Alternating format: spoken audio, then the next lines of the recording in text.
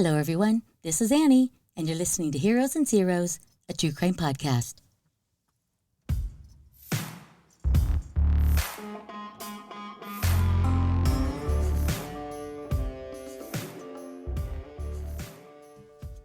Hello, I hope you all had an awesome Halloween and are enjoying the fall weather, no matter where you're hanging your hat for the time being.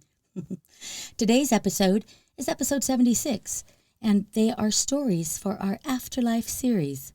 I thought we should do some on the heels of our disgusting serial killer crime stories that we've had, our ghost stories, etc. And these stories I found in Quora as told by the individuals themselves. And a question was put out there for readers, and the question was, quote, do you believe that near-death experiences, or NDEs, are real, end quote. And Terry Rose responded, and this is her story. The title is The Effects of Terry Rose's NDE. All I can say is that I believe mine was. It was much different than a dream, an idea, or a vision type experience. It was real enough to me that it changed my life. I also claimed to be an atheist at the time, yet I woke up in the hospital feeling different about that. I woke up believing in a loving God. I believe that He is much different than the one I was taught to be afraid of. That one I was taught would send me to hell to burn for eternity if I crossed the line on certain things. What I encountered was not at all like what I was told it would be. I set very high standards for myself, and I don't believe I would have if it weren't for my NDE. I don't judge and condemn others. Instead, I do my best to love others, no matter how much they have hurt me. I forgive, no matter what. That doesn't mean I allow myself to be a doormat or that others aren't accountable for what they do. It just means that I don't give away my power by getting sucked into negativity or trying to control things that aren't within my control. I control myself. I try to bring people up instead of beating them down. I don't let negative feelings act as poison. I act the way I do because every day, day after day, decade after decade, I think about that place, the love, the light, the life review. Would I do those things if I didn't believe that my NDE was real, that it was all in my mind? I don't think so. Something happened that caused that change. Some people argue that NDEs aren't real, and if that is true, I wish they could explain to me why I feel so driven to be the best I can be, develop and use the gifts I know we all have as co-creators, and to be loving and forgiving. Making those changes hasn't been a lot of fun. Sometimes it is really hard, and it takes discipline. But I do it because I remember what it felt like to relive my life in my review. I have never forgotten that. It is a driving force. I know I will experience that again. I am determined that the next one will be much better. I do believe that we are accountable and that we take part in creating the circumstances of our lives. I was shown that God isn't a mean disciplinarian God waiting to judge me. God is love, and that is all He is capable of. We are the ones who mess up our lives by not using the gifts that we have to make life better. We live in a time of incredible discoveries that show beyond a shadow of a doubt that our energy is powerful. Technology can measure changes that take place because of the emotions we feel and project to others. That is what I was shown. I don't ever want to be responsible for creating negativity or to be the bad apple that spoils the bunch. I didn't like that feeling of being stuffed back in a body again. It felt very confining after being so free and tapped into an understanding that I don't have here. But I am glad I was given a chance to come back. I think it is very possible that we are here to learn how to love one another, and maybe even that this is where hell is. There doesn't seem to be a lot of pure love out here, at least not at this time in history. There is a lot of corruption and cruelty, but unlike what I used to believe, God isn't the one creating it or the one that is going to wave it away. That is our job. It could happen if more people would just focus on being loving and kind to themselves and one another. That is not what the pre-NDE Terry Rose would have ever said or thought. So I ask myself and you, what happened that made me wake up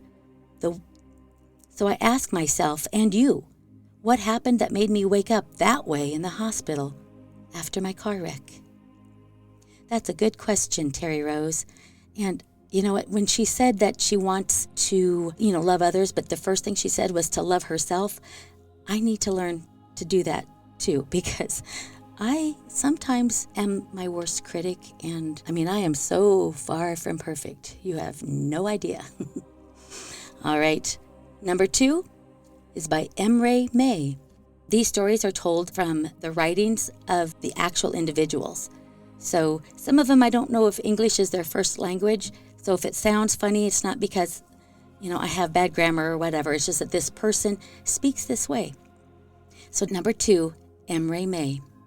About 7 years ago, I was a first-year law student with a love for fast cars. I was also very inquisitive, and I enjoyed challenging my parents on almost everything they said. I never meant any disrespect.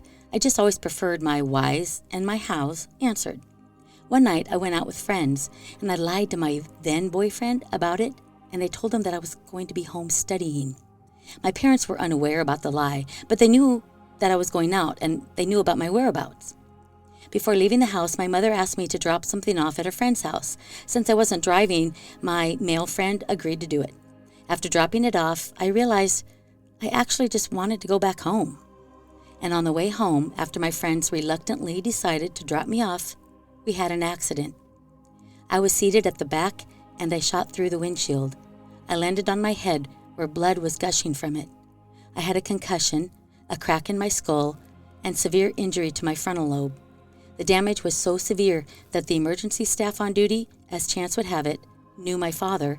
They phoned my parents to drive with us to the ICU. At the time, I had a 10% chance of living, and I recall lying on my head. I didn't feel any pain, and I got up and I went to go sit next to my friend who looked so frightened, but then acted like I wasn't even there. When my parents got to the scene, she started crying. The driver and other friends were both unconscious. Then I saw my father's face, and it was like anything that I'd ever seen. Up until that day, I'd never seen him cry. He looked bleak, and his eyes were red like he was forcing the tears back. And he looked furious? He looked furious. I wanted to run to him, but he was running in the opposite direction. And then I noticed he was running to the lifeless me, lying in the road. So I walked closer, watching him get on his knees and cradling my body in his arms. The medics and my mother were frantically shouting at him to leave me since they weren't sure of my bodily injuries at the time. He refused. I stood there and I heard him have a conversation with someone that I couldn't see.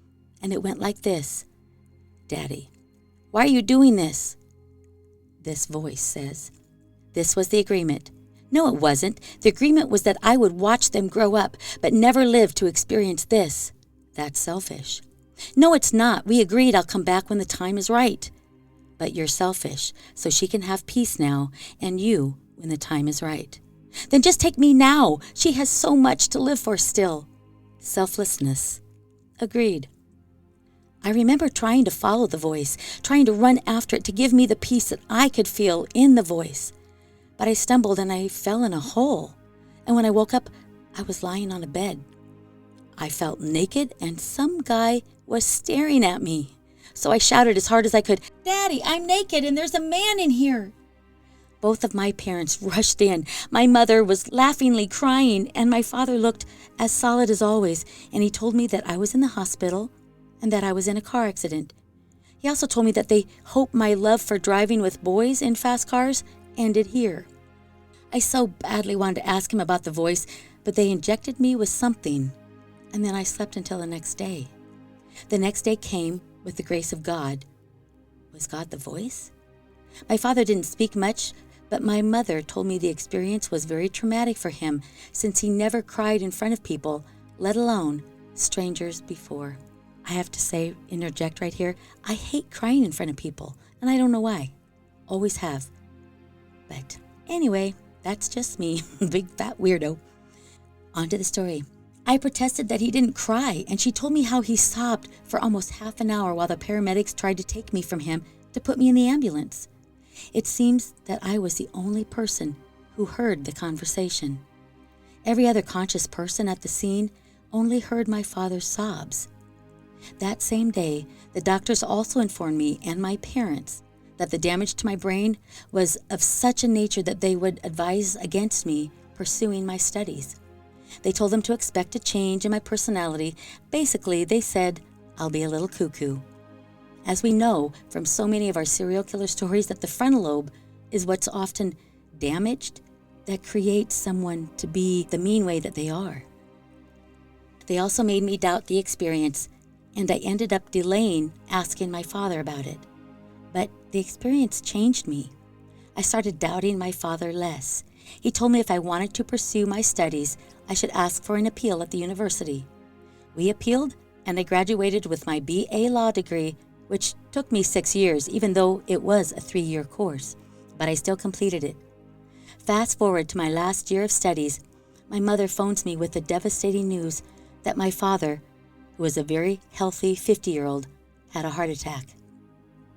She explained that she will pick me up after class to go see him. I go to the hospital on my own since visiting hours were still 4 hours away, and I felt an urgency to see him. I ask about his whereabouts, and they show me where he is, but inform me that I can't go in. I push the doors open in anyway. He is sleeping, and the cardiac monitor has only slight movements, and it doesn't look the way I want it to look. So I run in, and the nurse comes running after me, shouting about how I will get us both into trouble and how she told me to just wait outside. I don't hear her, though, because I'm searching for the voice. I'm trying to tell him that he should have taken me. My mother and 2 younger sisters can't bear to lose my father.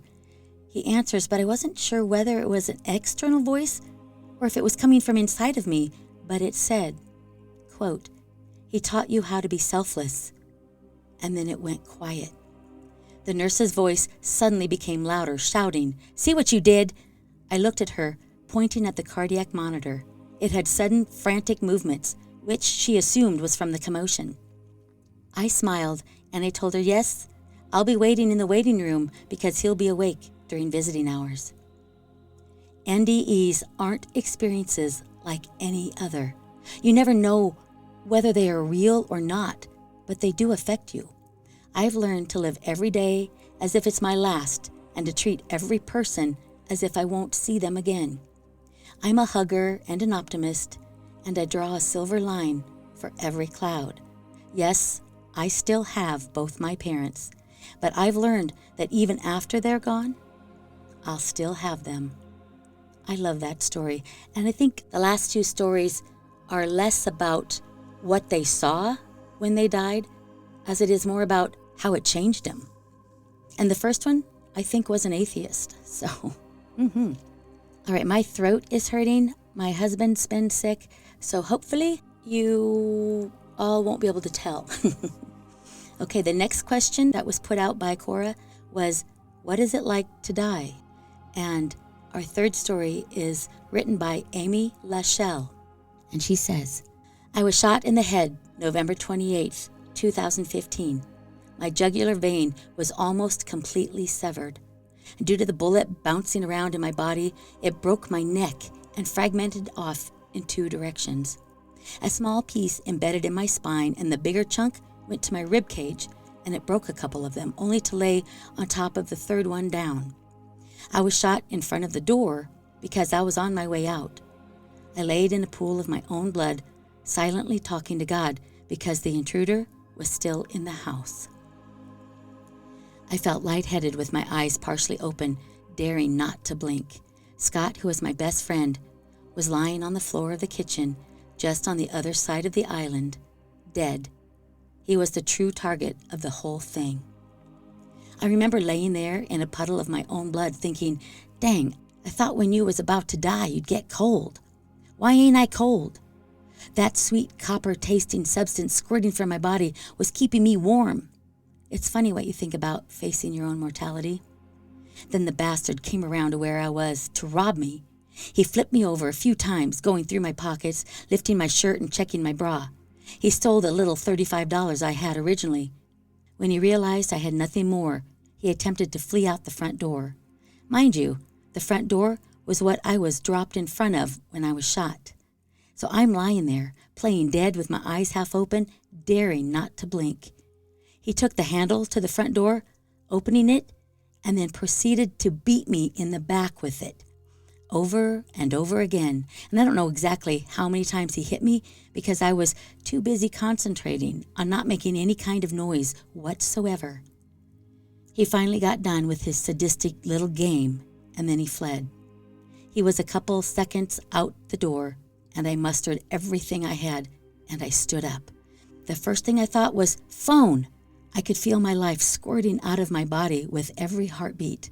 My jugular was the most devastating injury that had happened to me that day. I grabbed my phone and proceeded to dial 911 and everyone else that had moved across my dying brain. My heartbeat was going 90 to nothing, and so was the blood exiting my body. I remember hearing and seeing everything so clearly. All I could think of was my child and how no one will ever know what truly happened. Who actually did it and why? Damn, this is it. All these thoughts are swirling around in my head as I call people and attempt to move across the living room to check on Scott. It did not occur to me that in that moment, as the life was leaving my body, that he might come back. I had to check on Scott. I made it to him to discover that he had passed. Scott, how could you do this to me? I thought to myself. And I'm going to die alone. Then the devastation set in. I don't know where I am. My attempt to do a one-arm CPR on Scott failed, and his wallet was missing, so I can't tell 911 the address to the house. Yep, I'm going to die. I'm going to die all by myself. Ain't this some shit? When all hope left my body and I was beginning to cry, a stranger, at least a stranger to me, busted through the door, screaming at Scott that he needed to talk to him. I hollered, "Hey, please help, we've been shot." This man didn't say a word. He turned around and ran away. He ran away! Can you believe that? Little did I know he was running to the end of the road to catch the ambulance I heard going by. I've been listening to the ambulance for at least 15 minutes, driving up and down the road, not being able to find the address. So when they loaded me up, I kept holding on, thinking, all I got to do is make it to the hospital. That's all I got to do. They rushed me to another county for the better hospital. Only when we finally got there is when I gave up. Thinking that I'm at the hospital, there's nothing more I can do. I don't have to hold on anymore. I can give up. I heard the doctors talking over me, saying that they couldn't believe my jugular vein had went back in on its own, but they didn't think that I was going to survive. This completely brought me out of the situation, and I screamed, "The hell I ain't!" Eventually, they rode me out of ICU, and I began the long process of recovery. All the doctors said I was a literal miracle. Doctors telling me I was a miracle. Through the broken neck and everything I endured on top of it, I had a dang stroke. I believe God was there with me that day because he had to be. But that was the ups and downs I felt the day I was supposed to die. There's a lot more I could have put in here, but I think you suffer through this enough. Yep, in my town, they call me, quote, hard to kill, end quote. I love the sassiness of Amy Lachelle. I'm sorry that you lost your best friend, Scott. But girl, I love your sass. Keep it up. All right, our fourth story is by Skip Gibson. He was a former law enforcement agent and an instructor, and he was 35 years old. And he writes, I had worked all night and had a part-time job as a tech support specialist for AOL, which I could do from my living room. At about 2 p.m., I decided to go to bed as I had to work that night and read some before getting tired and seriously getting some sleep. I was in good health but had something upsetting happen at work the previous night and thought that I had some heartburn. My wife and kids got home from school, and I asked my wife to get me some antacid from the medicine cabinet, which I took. And instead of getting better, the heartburn got much worse and started to spread into my jaw and my left arm. I recognized that these were symptoms of a heart attack, and my son called the local rescue. The pain quickly became incredible, and it felt like there was a huge weight standing on my chest, and someone was trying to pull my tongue out with huge metal pliers. The rescue arrived, and the EMT came in, and the pain was horrendous, to the point that I couldn't even speak or even cry, but tears filled my eyes from the terrible pain. They placed me on a gurney and tried to wheel me out of my bedroom, but my right arm was dangling, and they were crushing it going through my narrow halls, and it hurt so badly as well, but I couldn't speak or bring it to their attention.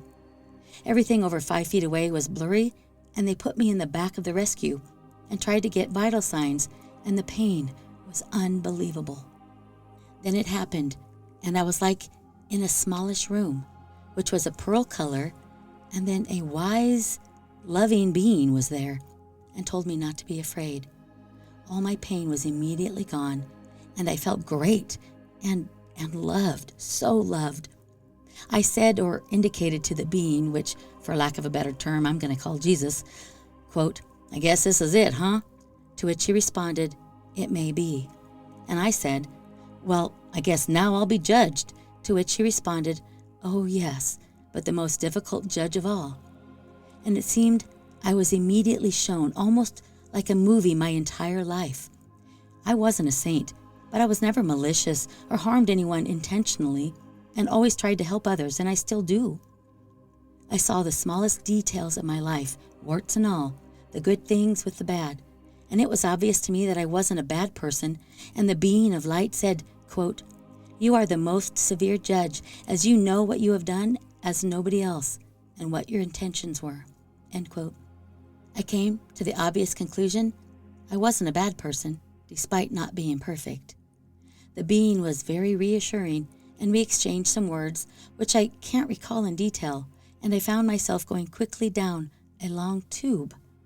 I was at such peace, and it felt so good and free in every single way. There were no limits to my thoughts, and it was like sailing. I had the answers to all things, no fright or anything at all.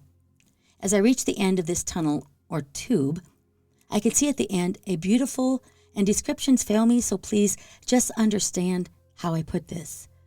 I could see at the end a beautiful valley with green grass and thousands of flowers, and a lake with a waterfall, and a white city on a hill in the distance. As I got closer, people started yelling my name and welcoming me. Many I couldn't recognize, but others were past friends and family members. I was so glad to see them, and I wanted to join them so badly.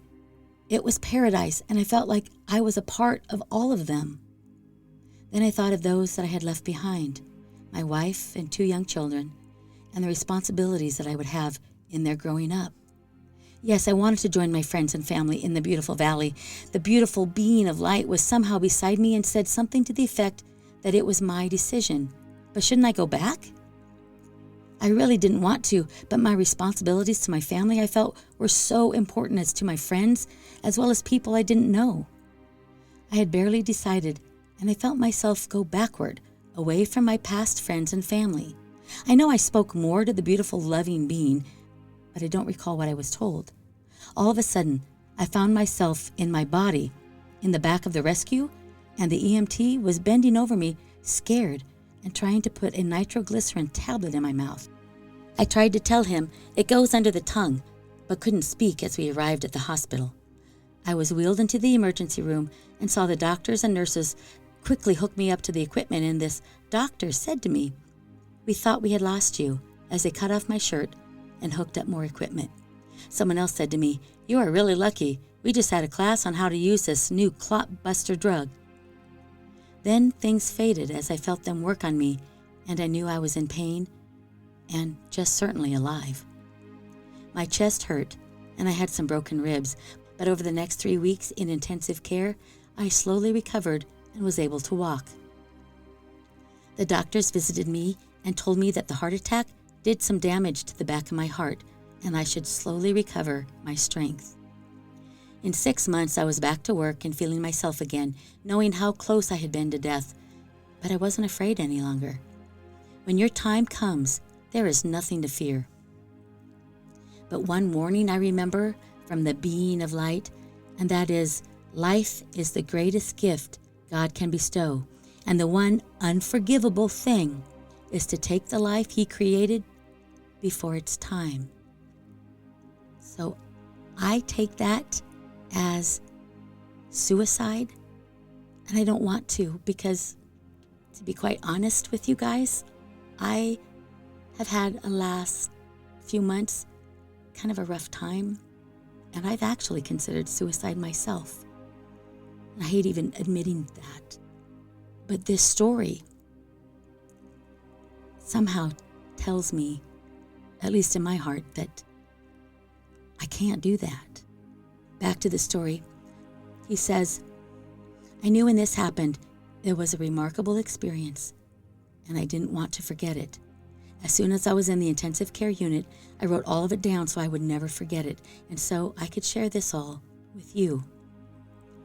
There is so much that I can't put into words, but this is all essentially true as it happened to me. There are so many things beyond us mere humans and our language. This is just the best that I can do to share my experience. Well, thank you, Skip Gibson, for your story. It apparently was what I needed to read today, because the last few nights haven't been so good. But I'm still here, and I'm doing better. Thank you, thank you, thank you. All right, story number 5 is by Gordy Musket. He says, I fell asleep after taking sleeping pills on top of pain pills and a few drinks, and I wasn't ignorant. I knew the possible consequences, but I was in a bad place in life, and pushing things like this was a common theme for me. But on this night, I stopped breathing. I went to bed and immediately fell into a deep sleep. It didn't last long, though. Suddenly, I woke up, gasping for air. I finally caught a breath after a handful of gasps and laid back down. I was so drowsy. Once again, I fell back into a deep, deep sleep. I found myself floating down a dark tunnel with walls that looked as though they were made of wet mud. There were ribs around the curvature of the tunnel, spaced evenly about every 10 feet or so. I felt weightless, and the moment felt timeless. I floated downward for what felt like a long, long time, but it also felt like only a second. My concept of time didn't apply, if I had any concept at all. I wanted to reach out and touch the wall of the tunnel. The wet mud looked inviting to touch. I wanted to feel the wet, smooth, cold mud on my skin, but I had no arms, no legs, and no body. I don't know what I was, but I wasn't made of flesh. And that's when I noticed a light at the bottom of the tunnel. It crashed into the darkness with harsh, jagged edges. The two, light and dark, didn't fade into one another like they do in our reality. Instead, they looked as though they were at war, the light cutting into the darkness and the dark swallowing the light. Soon I could feel a warmth rising from the light, and there were silhouettes in the vague shapes of people standing to the side, covered in blinding light. I stopped floating downwards and hovered above the light. I became anxious. Suddenly it had hit me that I was dead or dying. Then I noticed a small ball of light break away from the source below me. It floated quickly up and behind me.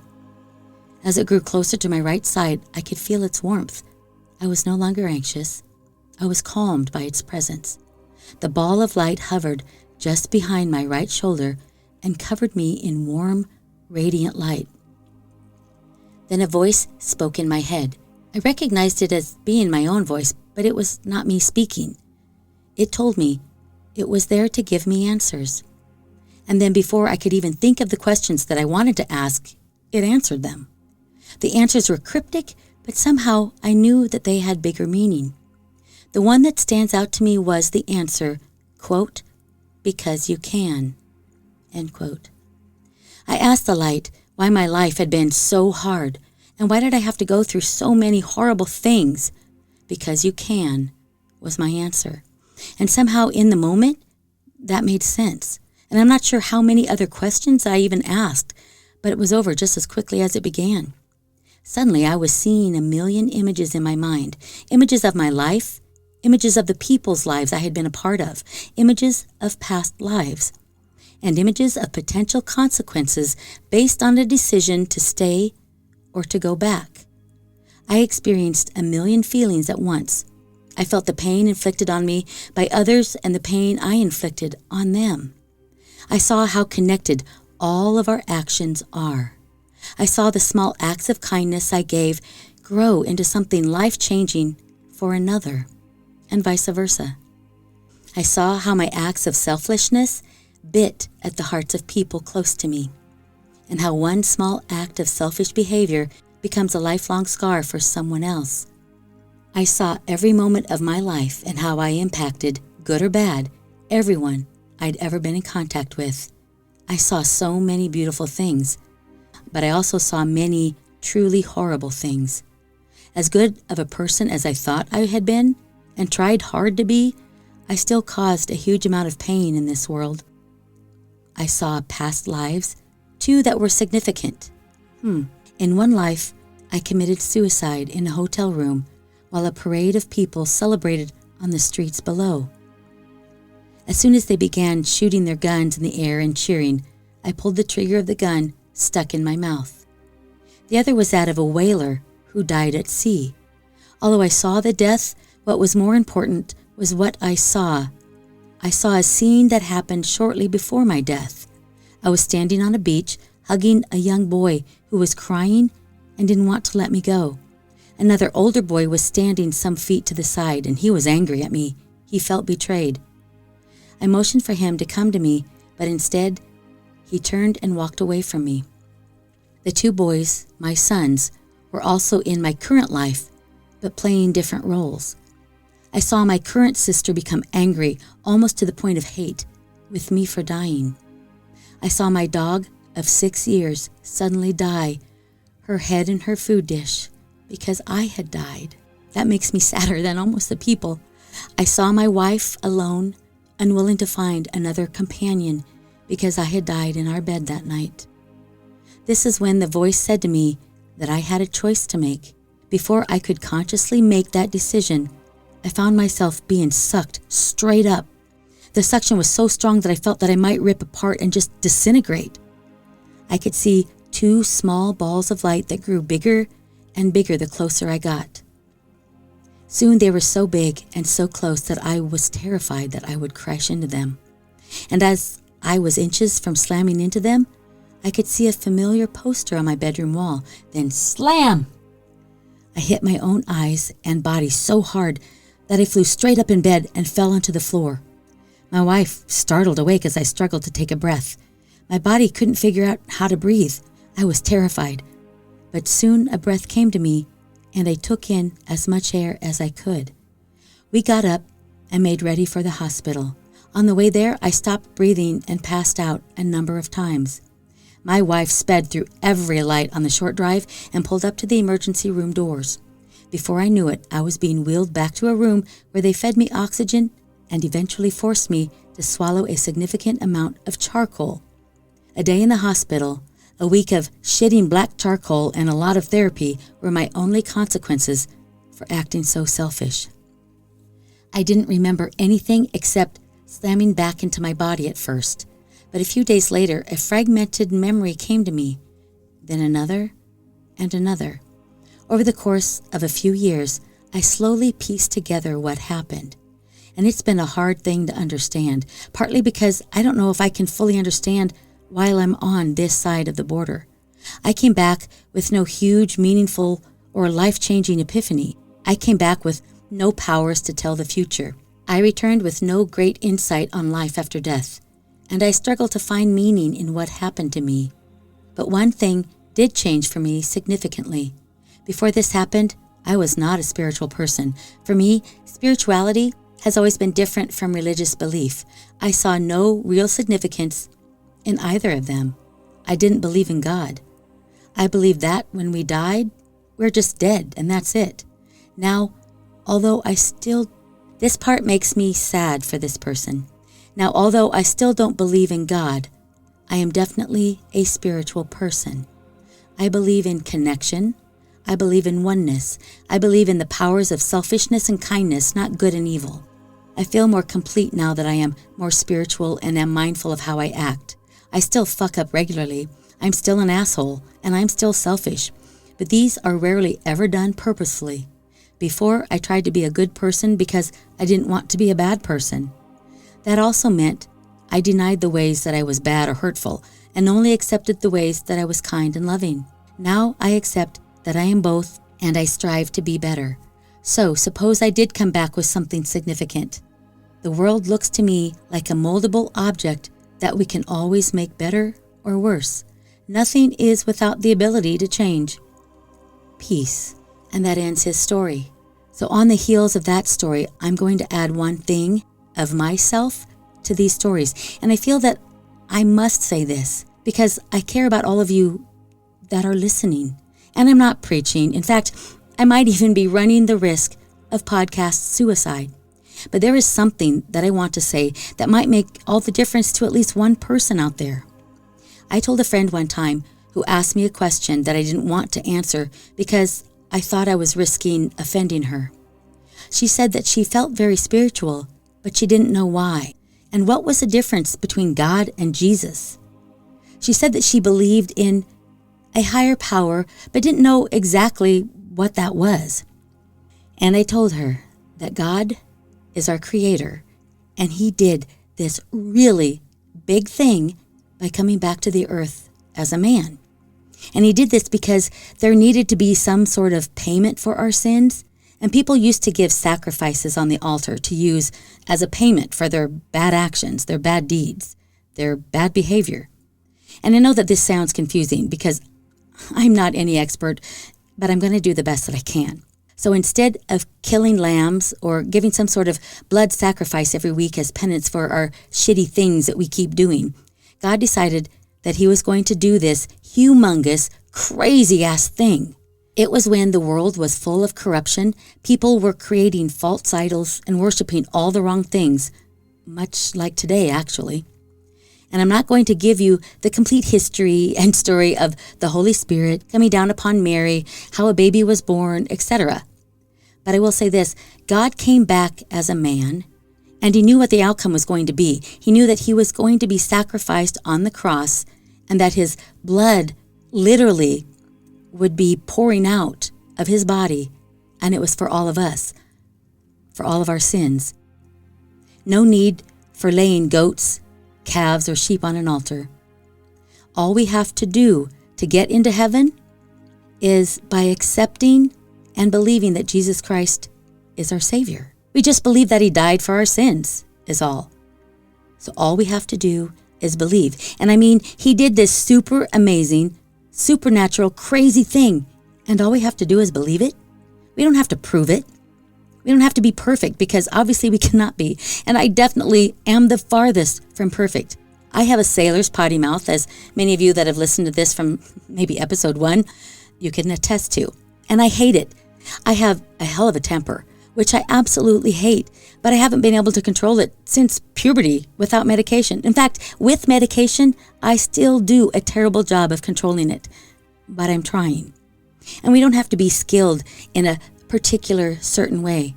We just have to believe. And the more we believe, the more our heart changes, and we just start changing from the inside out. Loving God and others is the ultimate task that we will want to perform once we start to believe. Because Jesus wasn't just some spiritual individual during his time on earth. He was both God's son and God himself. He was God in human flesh. Yeah, he was fully man, but he was also fully God. So all we have to do is believe. And believing will make us want to be kinder, gentler, more forgiving, more loving, and more compassionate. I remember one time a friend told me that one of my ex-boyfriends told her that I was the nicest person he had ever met with the worst temper of anyone he had ever met. So obviously, we're just sinful. We're not perfect, and we're not going to be. And so don't expect to be perfect. But we just have to believe in God and that he did this really amazing thing by coming back as Jesus Christ. I'm hoping that this episode helps at least one person believe when maybe they were sitting on the fence, or maybe they just didn't understand and had never really checked into it or thought about it on a deeper level. You know, I have to be honest, it saddens me a little to hear of other podcasts and hosts of podcasts that will say that they believe in ghosts, aliens, witchcraft, or other magical things, even in some sort of otherworldly special being. But they will say point blank that they do not believe in God. And if you don't believe in God, then you really don't believe in anybody named Jesus. Of course not. And that is certainly their right. They can believe in whatever that they want to believe in. But maybe they haven't thought about it in the right way. Maybe they never heard it explained in a way that made sense to them. Because what do all of these ghostly stories mean to the unbeliever? All of these near-death experiences. I mean, like the last guy that just said he doesn't believe in God, though he literally was in a situation that it was good and evil kind of fighting for him, and he felt warmth and love, and yet he said, I don't believe in God. You know what, Gunter, that's your right, but it makes me a little sad. I don't understand. It's okay. I will still love you anyway. Back to, what do all of these ghostly stories mean then to the unbeliever? And I don't know if that an unbeliever just doesn't want to put a name or a face to him, but I'm telling you that that's the point. You must. And he may go by a different name depending on the culture, the language, or the religion, but it always comes down to the same story, the same belief, and the same outcome. The belief that our Creator, who I call God, others may know him as Yahweh, Elohim, Jehovah, Adonai, Tetragrammaton, Alpha and Omega, Elroy, El, Elyon, whatever his name is to believers, his purpose is the same. He came upon the earth as a man, to me as a Christian, and his name is Jesus. But he came to pay for our sins, for our continuous misdeeds, and his payment was his life. So if someone gives up their life for you, that's a really big freaking deal, no matter what your religion or your culture or your belief system is, or if you believe in nothing. If someone gives up their life for you, that's a big fucking deal, isn't it? As a human, we understand that that is the greatest thing anyone could ever do for another person, is to give up their life for you. And all we have to do is to accept it and believe it. So before you say, nope, I'm not going to do that. I'm not going to believe in this silly hocus-pocus mythical story. I'm simply content to just worship my worldly things because they make me happy. Then do this. Do a little research. Do a little digging. Listen to some of the stories of people that did not believe in God and experienced something extraordinary that changed their life. Because, my friends, I care about you, all of you, because each and every one of you are someone's favorite person. Eternity is a very, very long time, and I plan on seeing my loved ones when I leave this earth. I've lost so many that I cannot wait to see them for an eternity. Take care, everyone. Be safe and believe. Bye-bye. Thanks for listening, everyone. Please subscribe and share. We'll talk to you later. Bye-bye.